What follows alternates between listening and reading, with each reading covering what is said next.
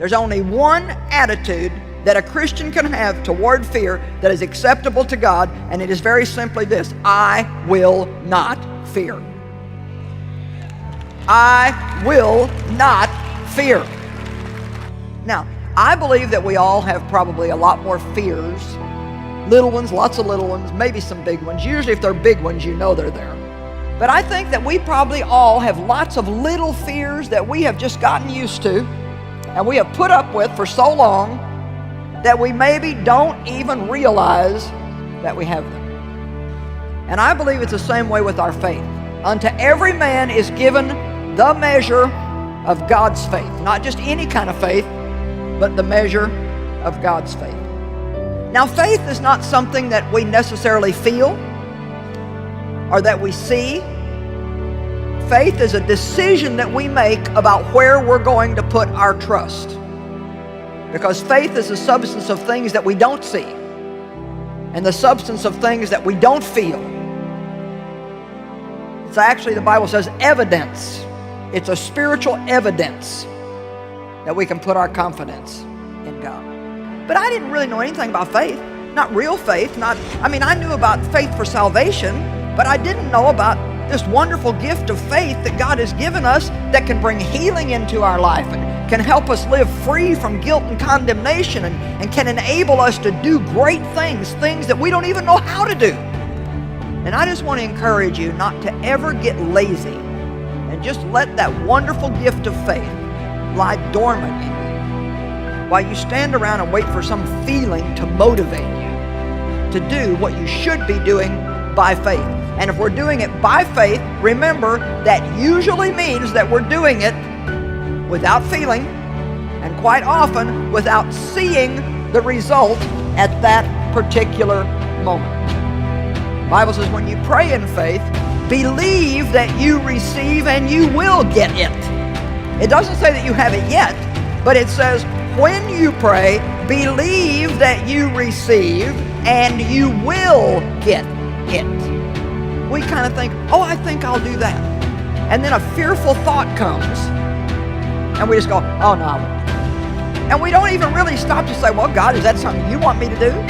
Because when the Bible says fear not, it's not saying don't feel fear. It actually means when you feel fear, don't let it stop you. Courage is not the absence of fear, it's pressing forward in the face of fear. So we need to learn how to, if I'm going to do something, this fearful thought comes, I need to think about what I'm thinking about and realize that that's the devil probably just trying to keep me from something that God wants me to do, and I can address it right then and say, I'm not going to live in fear. I will not live in fear. That's a talk out loud time. I will not live in fear because God is with me, and just keep right on going. Just keep right on going. I tell you what, I am mad at the devil because he is stealing people's destinies through fear. And I don't want you to let the devil steal your destiny. I want you to possess the promised land, not just go to church and hear about it and talk about it all your life and pray about it, but never really live in the promises of God. I want you to enjoy God and enjoy yourself and enjoy the people around you and do all that you can possibly do with your life for the glory of God. 1 Corinthians 16:9, a wide door of opportunity has opened unto me, and with it many adversaries. New level, new devil. That's just the way it works. We pray for promotion and we forget that we're going to get something along with the promotion. A wide door of opportunity opened unto me, and with it many adversaries. Sometimes we ask God for something, he tries to give it to us, and we go, well, I don't understand what's going on. Well, it's just the devil trying to scare you.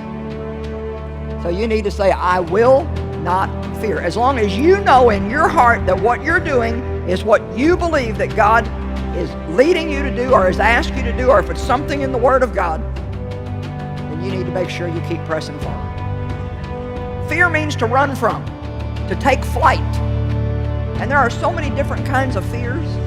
I mean, I looked them all up in a dictionary one time and looked them up in an encyclopedia, and it's the fear of this and the fear and the fear and the fear of this phobia. And you know, I'm going to preach to myself this weekend as well as you. Because I don't think that I'm a real fearful person. But I do know that there are little fears that I probably put up with in my life, and I don't want to, because I don't believe that God wants us to have fear of any kind. I believe He wants us to be bold, courageous, confident, and full of faith. Bold, courageous, confident, and full of faith. He wants us to walk with our head up, not hanging down. He doesn't want us inactive because of fear. He wants us active and giving the devil a nervous breakdown every day.